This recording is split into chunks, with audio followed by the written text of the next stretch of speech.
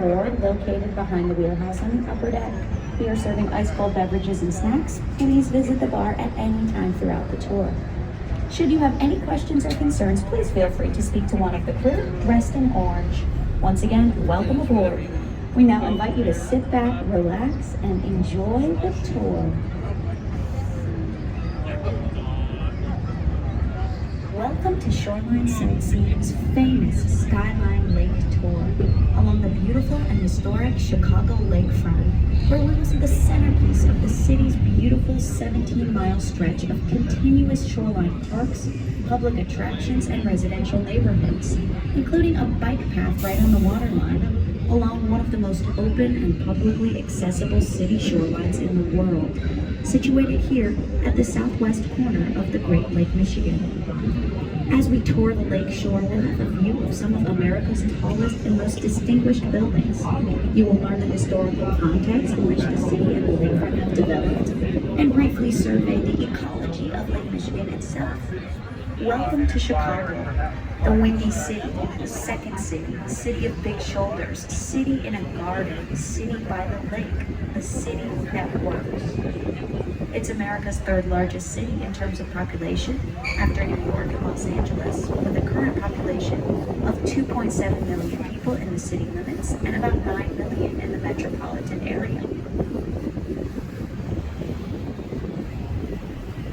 We begin our tour at Navy Pier. Completed in 1916 as Municipal Pier Number 1, it was renamed Navy Pier in honor of naval veterans of World War I. It is now a popular recreational center, and along with Millennium Park, it's one of the top cultural attractions in Illinois, averaging over 9 million visitors every year. Attractions include the Children's Museum, the Chicago Shakespeare Theater, the Sable Hotel, dining, shopping, an amusement park, concert halls, convention space, bars, ballrooms, and of course, boat rides. One of the most prominent attractions at the pier is the Ferris wheel, called the Centennial Wheel, because it opened on the 100th anniversary of Navy Pier in 2016. This is a new model, the DW60, designed and constructed by Dutch Wheels, the Netherlands-based company that built the pier's first wheel, considered the world's top designer and manufacturer of Ferris wheels.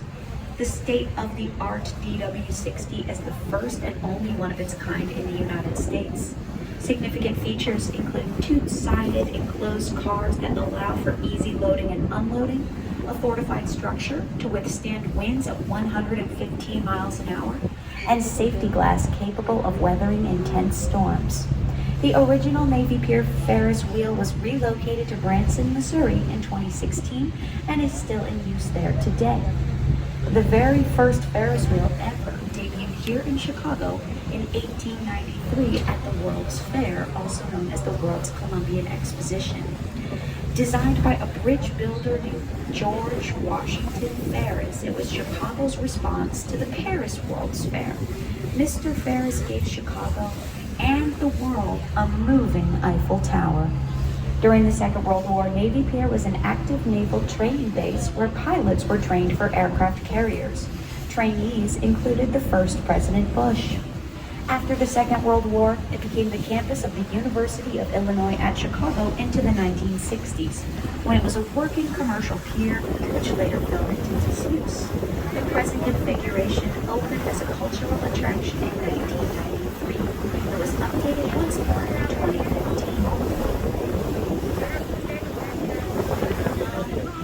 We are heading out on the southwest corner of the Great Lake, Michigan, one of the 5 Great Lakes and the largest body of fresh water in the continental States. The Great Lakes comprise 20% of the world's total fresh water. The name Michigan is believed to come from the Ojibwe word Michigan, meaning great water.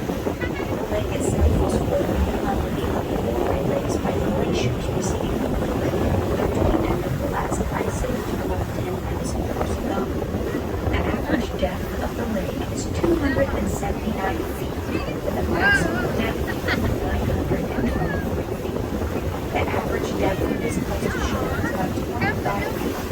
The lake is 307 miles long from north to south and 118 miles wide at its widest point.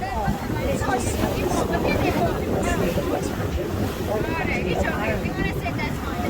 from the Shoreline Pier straight east to the state of Michigan is about 60 miles. Lake Michigan's deepest section, which lies in its northern half, is called the Chippewa Basin, named after the prehistoric Lake Chippewa.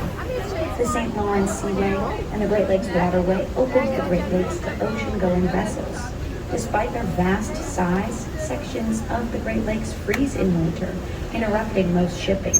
Icebreakers, including the United States Coast Guard vessels Morro Bay and Mackinac, break ice for an average of 120 days a year in various parts of the lakes.